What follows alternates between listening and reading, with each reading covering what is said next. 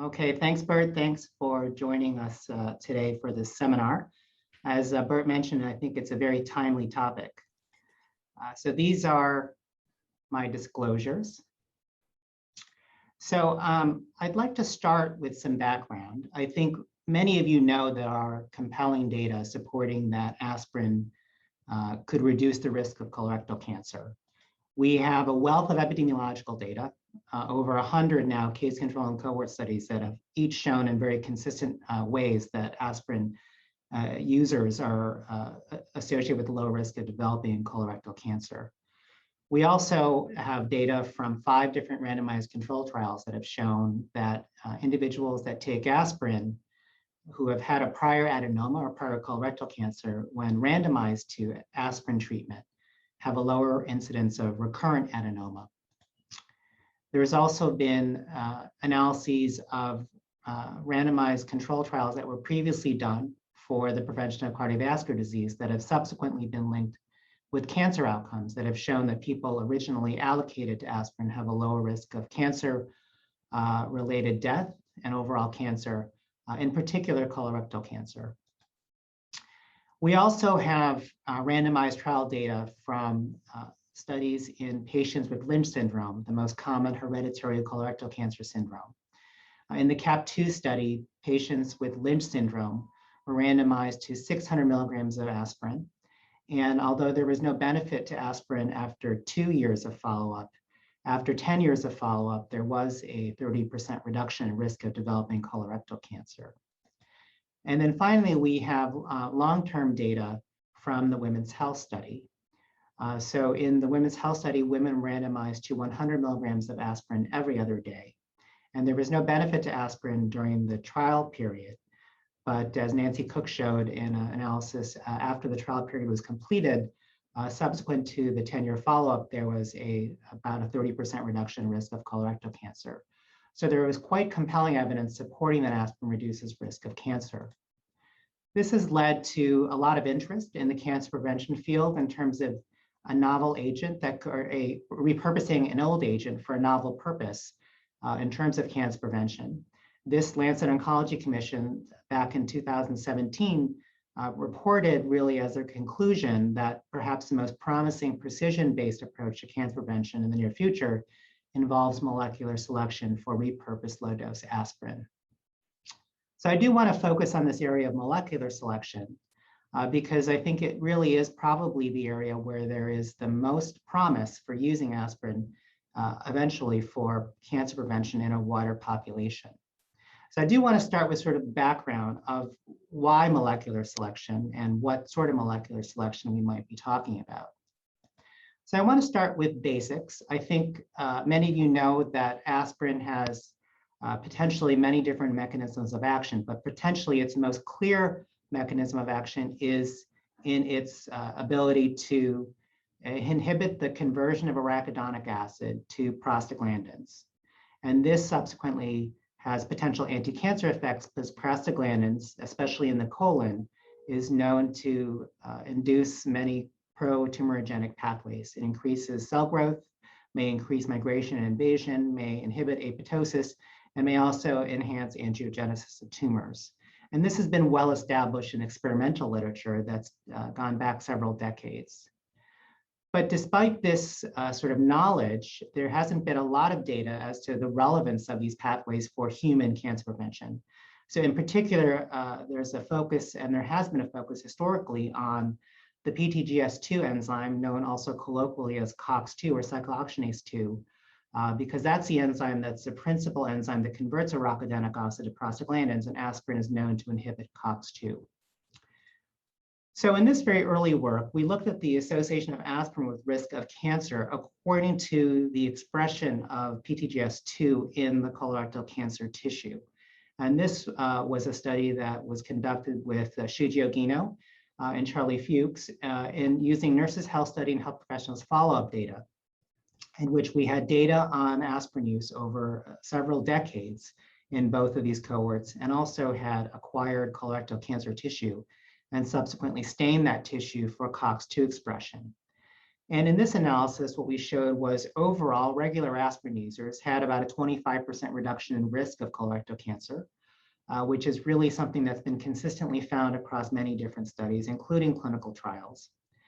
But what was most interesting was if we actually subdivided the tumors according to their expression of COX-2, regular aspirin users had a lower incidence of PTGS2 positive tumors, but no decrease in risk of PTGS2 negative tumors. Fortunately, most colorectal cancers are PTGS2 positive, so this explains sort of the overall benefit we usually see in epidemiological studies.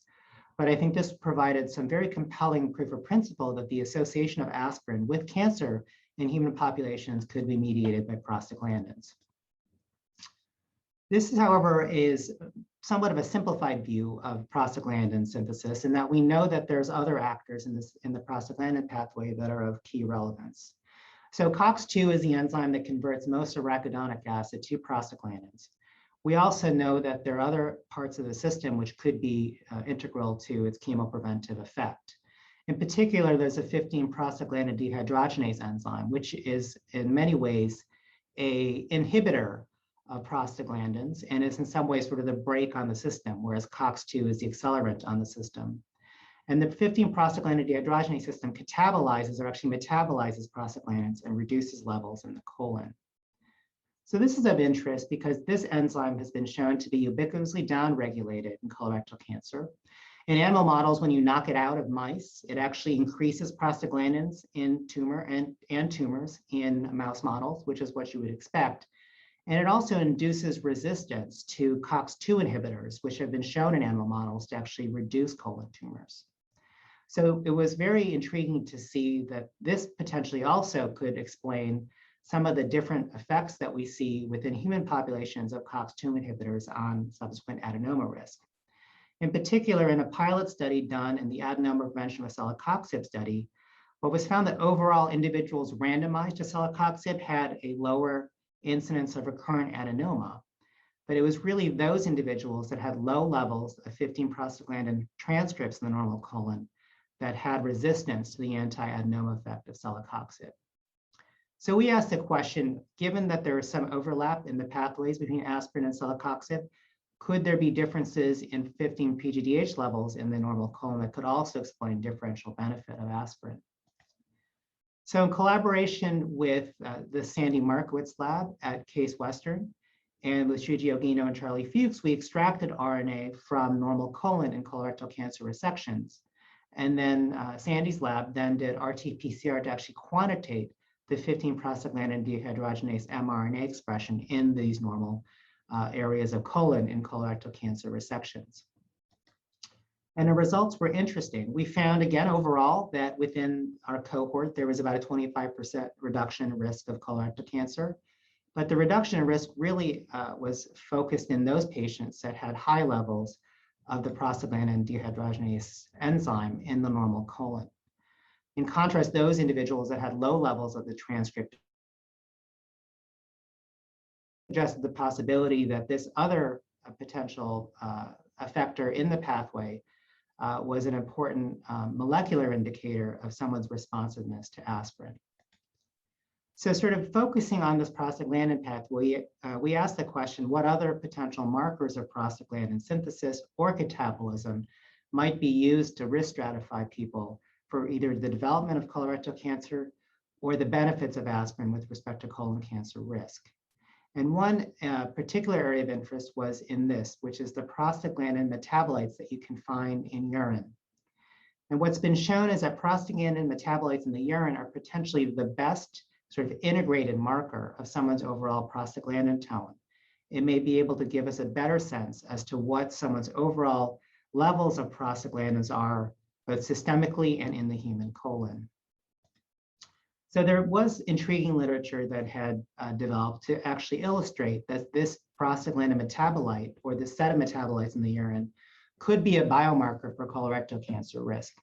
So in this study, which was done in the Shanghai Women's Health Cohort, they found that women in the highest quartile of prostaglandin urine metabolites had almost a 6-fold higher risk of developing colorectal cancer compared to those women in the lowest quartile of prostaglandin metabolites. So we were interested to know whether this actually also would be operational in earlier stages of carcinogenesis.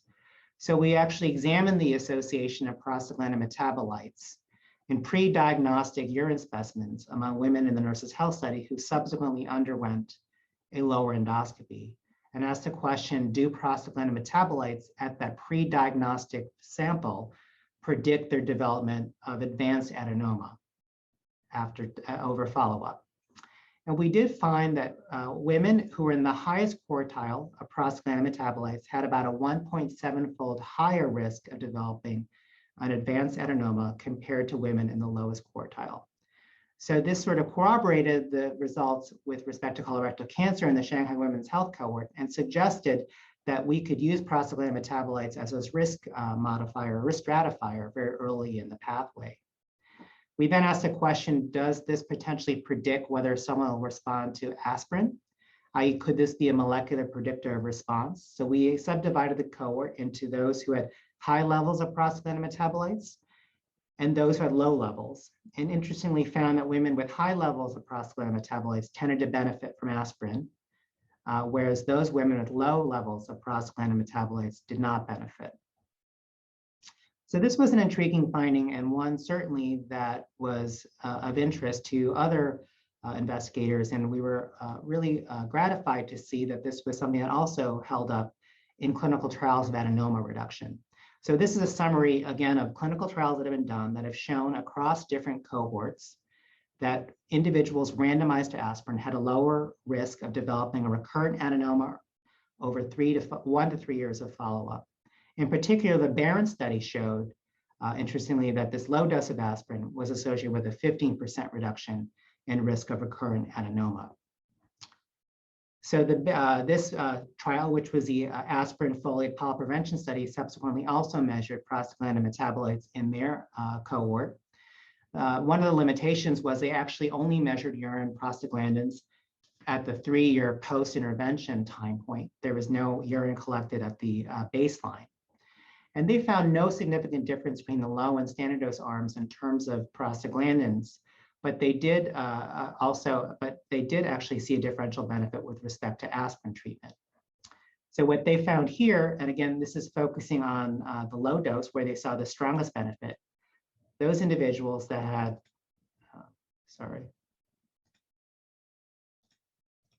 those individuals that had low levels of the prostaglandin metabolites had a lower incidence of recurrent adenoma with 81 milligrams of aspirin compared to those with high levels of prostaglandin metabolites. So suggesting the possibility that if all the participants started out with a relatively standard level of prostaglandin metabolites at baseline, if aspirin treatment resulted in a lowering of their levels, this could be the group that standed to benefit from aspirin treatment. So based on this really compelling data across different cohorts of individuals with adenomas, we embarked on this particular clinical trial, which is called ASPIRE, the Aspirin Intervention for Reduction of Colorectal Cancer Risk. And the reason we did this study was we wanted to really try to operationalize some of these cancer-specific biomarkers that were emerging from the epidemiological data and assess whether its causality was truly evident in a human population. In other words, could we actually treat people with aspirin in a clinical trial setting to actually see if some of these potential biomarkers were modulated by aspirin treatment? In particular, our focus was on urinary prostaglandin metabolites, given this preliminary data, because it was still unclear or unknown whether aspirin specifically could reduce urinary prostaglandin metabolites. It had always been an assumption, but had never been shown within the setting of a clinical trial.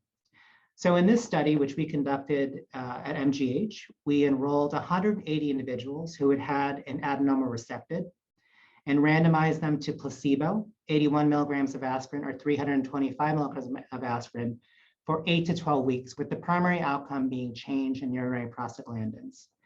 And obviously we collected urine at baseline and urine post-treatment to make this assessment. But I think one of our key interests was the correlative sciences that we could actually derive from this type of clinical trial with respect to the effect of aspirin on various other biospecimens. Again, an area where there was very little data. All individuals thus underwent a flexible sigmoidoscopy, an unprepped sigmoidoscopy, meaning they had no bowel prep.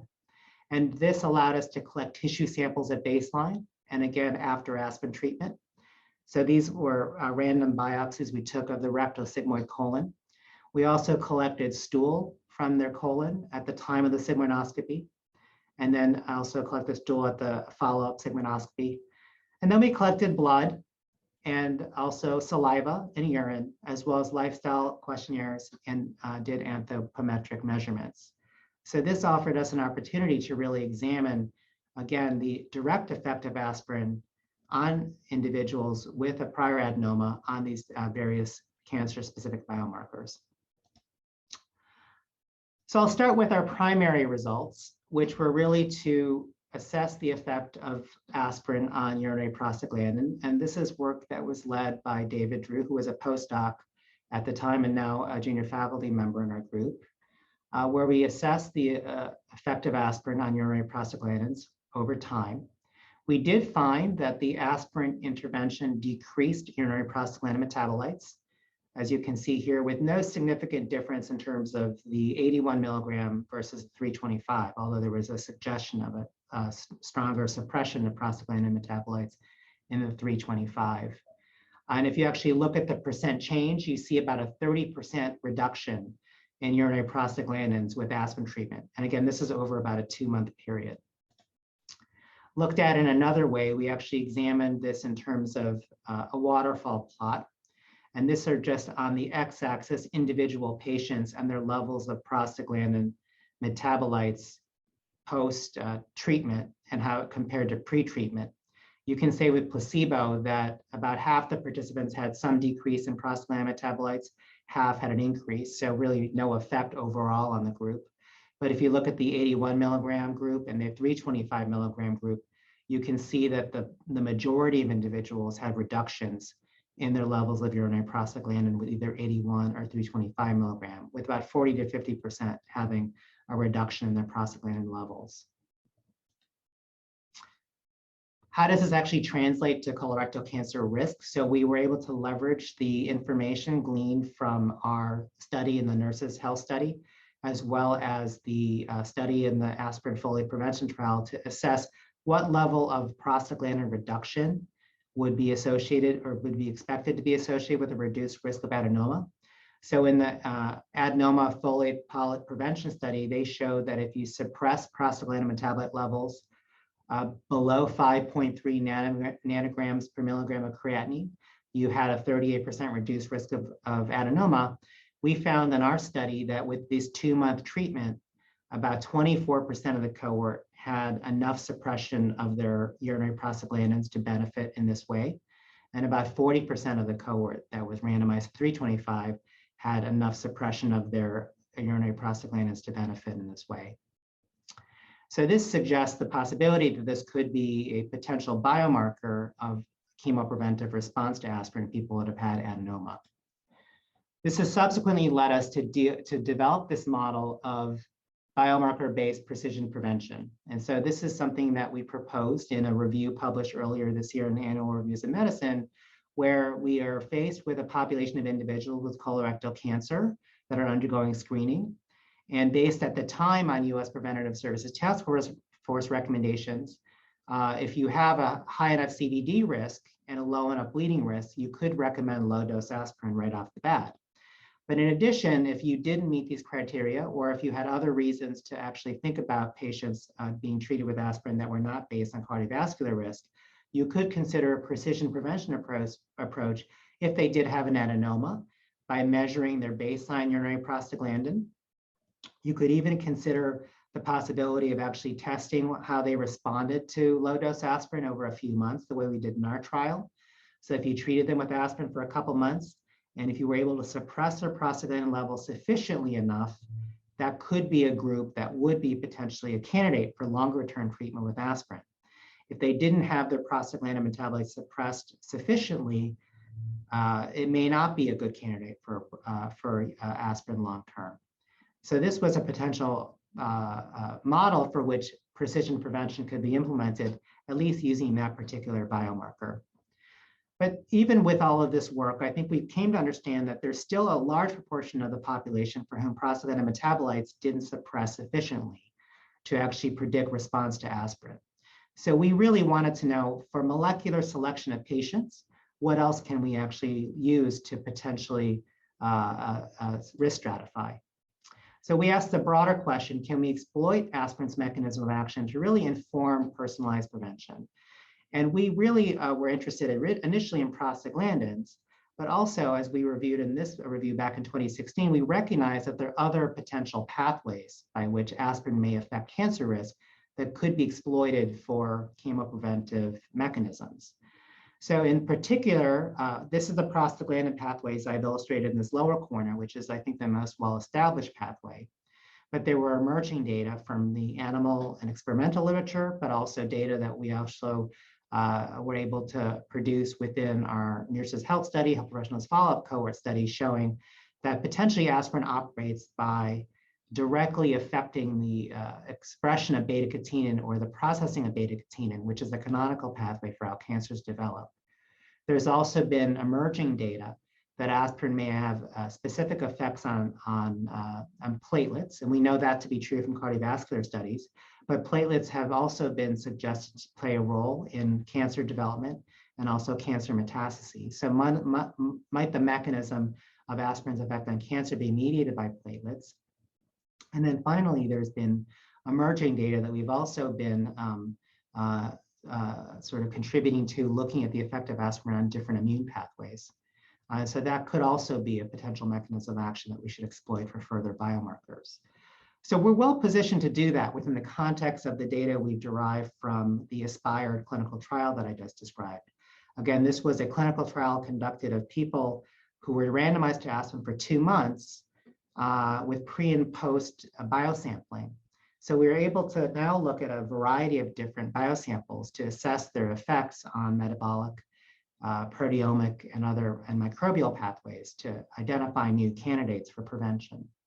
So this is some early data that we've embarked on looking at metabolomics. So we've measured circulating metabolites using large panels of metabolites to allow us to do a discovery-based approach to metabolic discovery and what aspirin is doing to various pathways. In our initial analysis, we just wanted to show sort of as proof of principle and also as a sanity check that aspirin modulated metabolites we know to be operational in aspirin. So for example, we know that aspirin is metabolized in salicylate and 2-hydroxycurate and salyuric glucuronidate. And we showed in our metabolomic data that with people randomized to either 81 or 325, there was significant increases in these particular metabolites, as you would expect, compared to no increase in these metabolites for those randomized to placebo. So we're excited about being able to now extend this work into other metabolite and candidate pathways, which is work that's ongoing and we're hoping to share in the near future. In addition, we've also explored the ability of aspirin to modulate circulating proteins by looking at proteomic biomarkers. So using the blood samples again collected in the ASPIRE participants, both pre and post aspirin treatment, we ran those samples on many different platforms provided by Olink that allows us to look at different protein signals. And this is very early data, but very intriguing data, suggesting that there are circulating proteins that are both upregulated and downregulated relative to placebo with aspirin treatment that are of high interest. So to be specific, in the triangles here, which are those individuals that were randomized to 81 milligram, we actually saw upregulation of some proteins such as IL-6, MMP10, MMP12. In contrast, the circles represent those individuals randomized to 325. There was actually more downregulation of certain proteins, suggesting that there might be differential effects on circulating proteins by dose, which is intriguing and something that has not yet been described. And then we've also been interested keenly in the role of aspirin and the gut microbiome. And as many of you know, there has been very compelling evidence that the microbiome is associated with colorectal cancer risk. What isn't so clear is potentially the chemopreventive benefit of aspirin on colon cancer, somehow mediated by the gut microbiome. So this is work that's also led by David in the lab to look at the effect of the microbiome on various microbial metabolites. There's been interest in the experimental literature in the effect of aspirin on secondary bile acids and other pathways, which have relevance to key effectors of cancer risk, including LGR5 positive stem cells. So we're also now interested using our ASPIRED cohort to explore this further. In some of our earlier data, we've recently collaborated with Wendy Garrett here at the school to look at the effect of aspirin on Fusobacterium, which, as many of you know, is one of the key potential bacterial factors of colon cancer risk. In her APC-Min model, she found that aspirin specifically inhibits Fusobacterium-mediated colorectal cancer in APC-Min mice. So you can see here that the aspirin inhibits these colon adenomas that are found in the APC-Min mice, which are provoked by Fusobacterium. In adenomas that we've collected, we've also assessed whether adenoma fusobacterial abundance is different in individuals that were non-aspirin users compared to those who were users, and did find a significant difference with daily aspirin users having lower abundance of fuso compared to non-aspirin users. So this is intriguing preliminary data as well.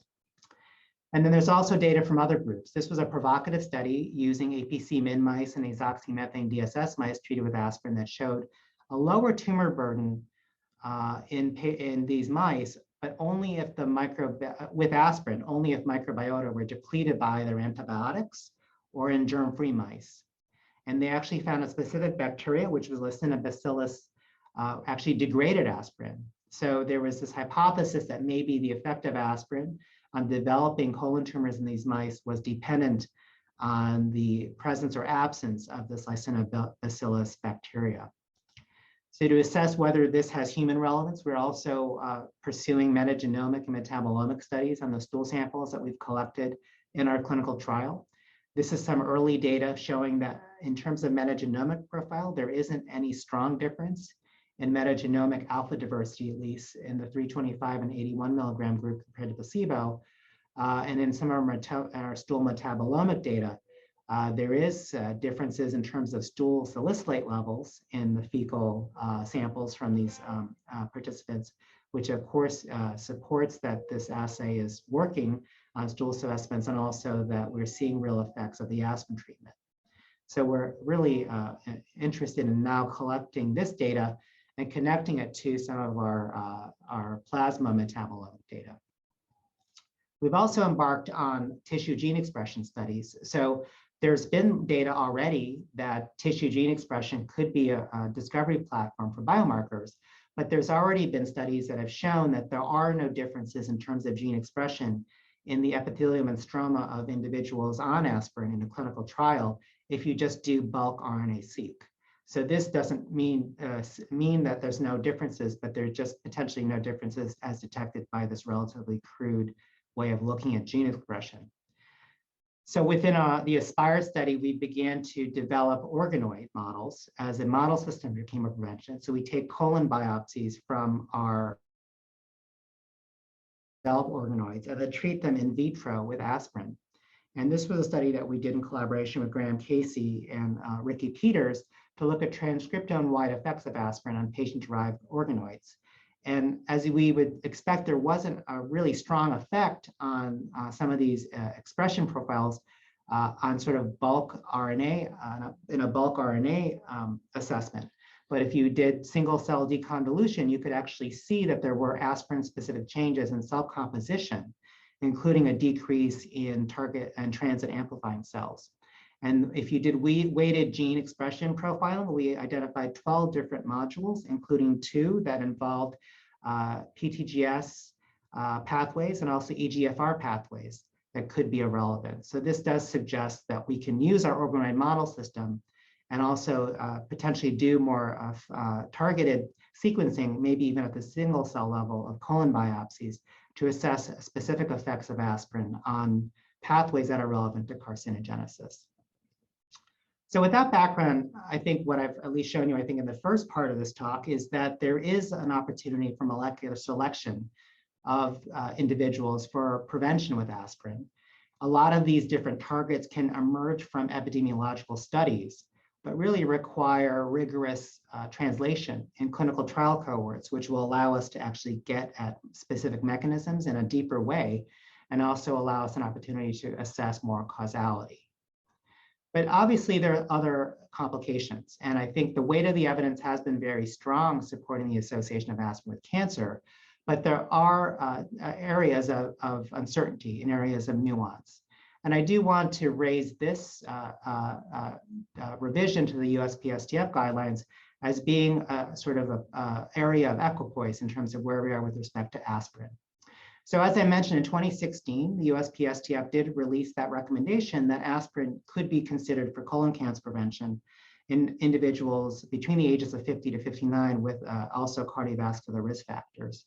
But just last month, the US Preventative Services Task Force reversed course and actually no longer supports routine use of aspirin for cardiovascular disease, which I think is a very different set of studies to review, which I will go into now. And they also recommend against initiating aspirin among adults over the age of 60. And this is largely related to concern about GI bleeding risk. But in addition, a lot of this was prompted by the results of a clinical trial that I'll get into more detail in a moment. And in particular, with respect to colorectal cancer, there was actually a statement that based on new analyses of evidence from primary CVD prevention populations and then longer term unpublished data from Women's Health Study, the USPSTF concluded that the evidence was inadequate that low dose aspirin reduces colorectal cancer incidence or mortality. So really setting the field backwards in a way with respect to this milestone recommendation. Of note, and which I won't go into any more detail about, in this particular guidance, they actually this time decided not to consider the evidence from the adenoma prevention studies that I showed you. Again, there are about 5 different randomized trials showing aspirin reduces risk of colon adenomas. And also they decided not to include the evidence from the Lynch population, deeming that this wasn't relevant to primary prevention. But I think those studies do show compelling evidence of causality. So I think that the causal association between aspirin and cancer risk, I think, remains compelling. So the question now becomes, if we can't recommend aspirin to a broad population, a la the typical way US Preventative Services Task Force does recommend things, what do we do next? So I think to really get into a little more detail, I think this requires digging into the evidence base for why USPSTF decided to reverse this recommendation. Much of the reason why is because of data coming from the ESPRIT randomized trial of aspirin. This is a randomized trial of aspirin that was recently completed of 19,000 older adults. These are largely adults over the age of 70. And these were individuals that were healthy at baseline, meaning that they were expected to have at least a 5-year survival at the time they were enrolled in the study. They also had to be free of cardiovascular disease and free of active cancer, though they could have had a prior history of cancer. And these individuals were randomized to 100 milligrams of aspirin daily or placebo. And what was so surprising about the study was that aspirin actually appeared to increase mortality, which was largely driven by an increase in cancer mortality, with this hazard ratio of 1.31. And this was after only 4.7 years of treatment, because the trial was stopped early because of this lack of overall benefit to the primary endpoint, which was disability and dementia-free survival. So stopping the study early and seeing this sort of increase in risk and mortality was very surprising, and certainly is a contrast to all the prior literature that I've shown you about the effect of aspirin on at least colorectal cancer. So I was fortunate to collaborate with the ESPRIT study investigators on this study to actually look at the effect of aspirin on incident cancer. So remember that increase in cancer was in cancer mortality, which we know can be a very complicated endpoint to study. So we looked at the association of aspirin with incident cancer and actually found there was no overall increase in incident cancer, although there was an increase in the incidence of stage 4 cancer. So what this data suggested that you were seeing an increase in cancer death, but not an increase in cancer incidence after short-term treatment. And so this potentially is related to maybe an increase in this diagnosis of late-stage cancer. So is there something biologically different about starting aspirin late in life? Could it be that there's no cancer benefit when you start late in life?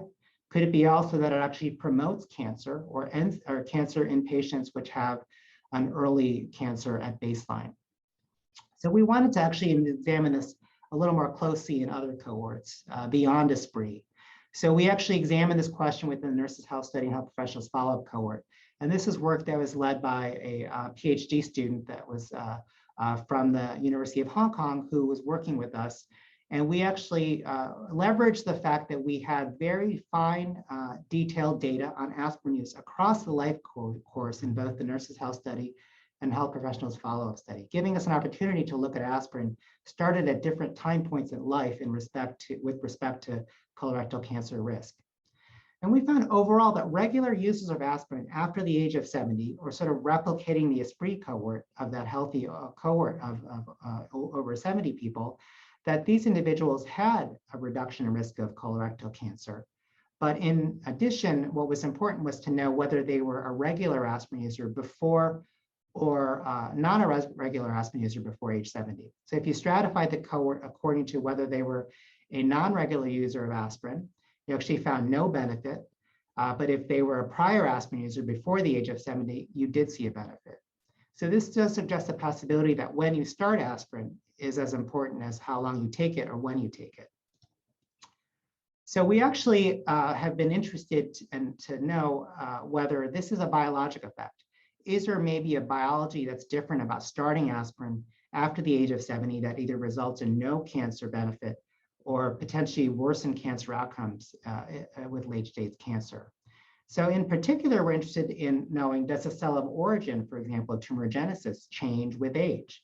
And this has been something that's been provoked by a collaboration that we've shared with Thad Stappenbeck at Cleveland Clinic and also Omer Yilmaz, based on animal studies that have shown that the cell of origin may be different in young mice versus old mice.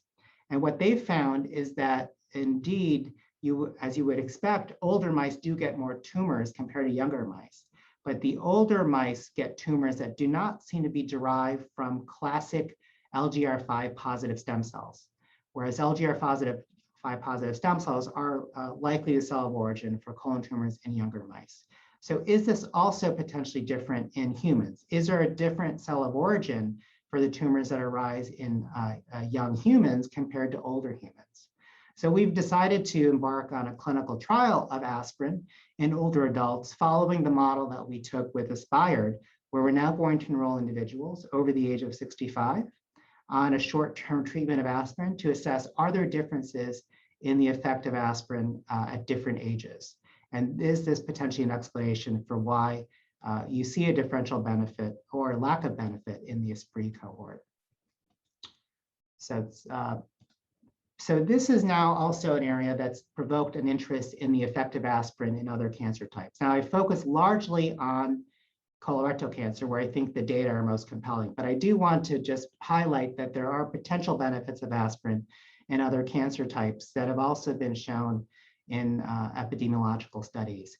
This is work that's led by Tracy Simon, who was a fellow working with me and now as a junior faculty member at MGH in gastroenterology, who is also a hepatologist, and her interest is understanding the association of aspirin with liver-related disease.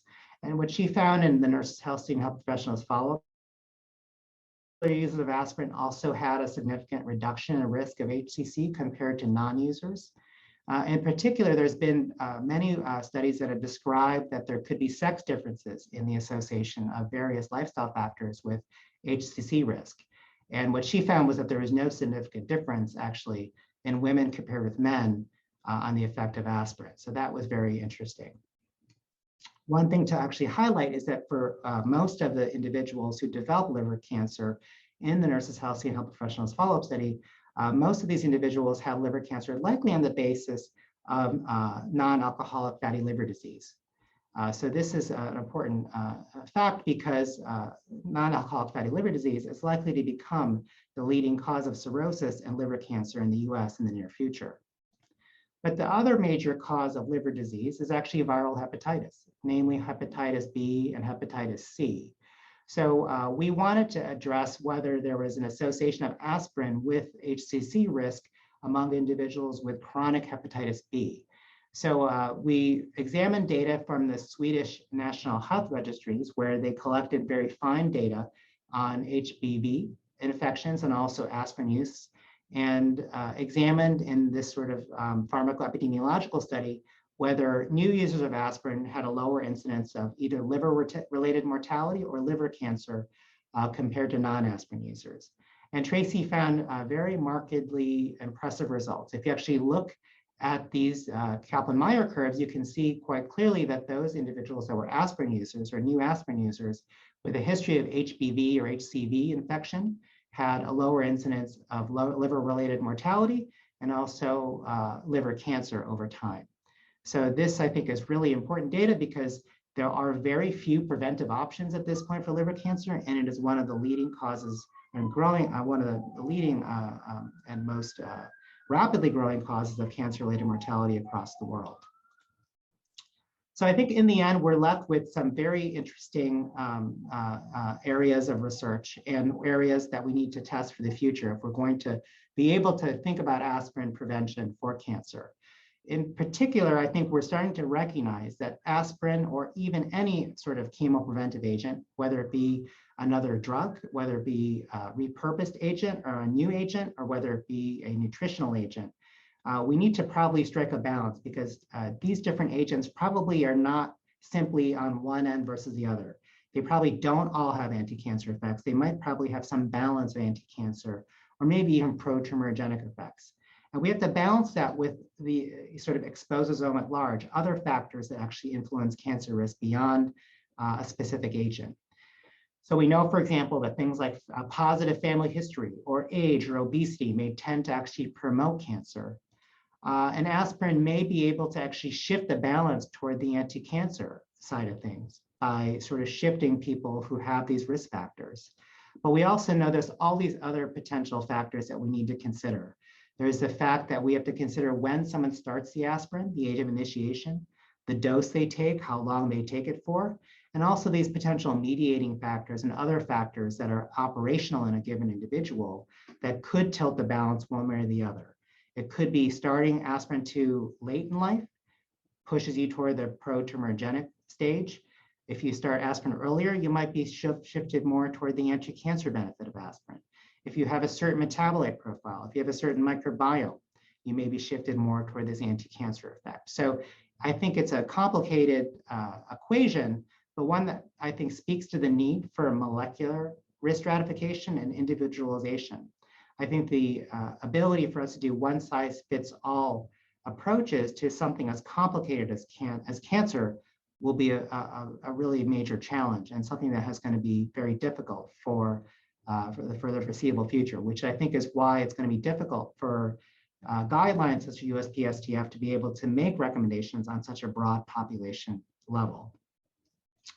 So I think what we have to really concern ourselves with is the fact that there is something that is preventive and is effective, has been shown in clinical trials of adenoma prevention, Lynch syndrome, long-term follow-up of many different cardiovascular studies that really does support chemopreventive benefit. And while that evidence sometimes is not used to be incorporated into broad-based guidelines, it's still evidence that we need to take with us to really think about being more molecularly smart about how we prescribe aspirin so that the right people benefit from its a long-term treatment. So in summary, the mechanisms by which aspirin actually prevents cancer is certainly some areas where it can be exploited for risk stratification. In particular, in our clinical trial at MGH, we actually showed that it does reduce this cancer biomarker, urinary prostaglandin metabolites. And even short-term use is enough to reduce this metabolite to levels that have been associated with reduced risk of adenoma or cancer and could be potentially a biomarker for precision chemoprevention. But other biomarkers certainly will have to be explored, especially because of the recent work from the ESPRIT randomized trial that showed this unexpected increase in cancer mortality, but not cancer incidence in short-term follow-up. And this may, I think, really highlight the fact that aspirin has potentially a different effect depending on timing of when you use it, the host age, duration of treatment, and also may be very different according to other molecular risk factors, which have yet to be characterized. And then finally, although I focused a lot on colorectal cancer, there really are some promising areas for aspirin and other cancer types, again, for which there are very few preventive options. So I do want to acknowledge the folks in our group that have been really instrumental in driving this work. In particular, David Drew has really been a linchpin in making sure Aspired, our clinical trial at MGH, has been successful. Changguo Guo led the studies of aging and aspirin within our cohorts. Tracy Simon led the studies in liver cancer. And then finally, I couldn't do any of this work without great collaborators across the Harvard community, as well as in different parts of the country that have shared my interest in aspirin. Certainly Charlie Fuchs, who was a key mentor for me, Curtis Hettenhauer, Wendy Garrett on the microbiome work, Sandy Markowitz on the PGDH work, and then Ginger Milne on the prostaglandin metabolites, and Shuji Ogino, obviously with all of the work he's done with the cohorts in pathologic characterization, Molin Wong for biostats, and then finally Fad Staffenbeck and Omer Yilmaz, who have shared my interest in aspirin and aging. So with that, I will be happy to answer any questions.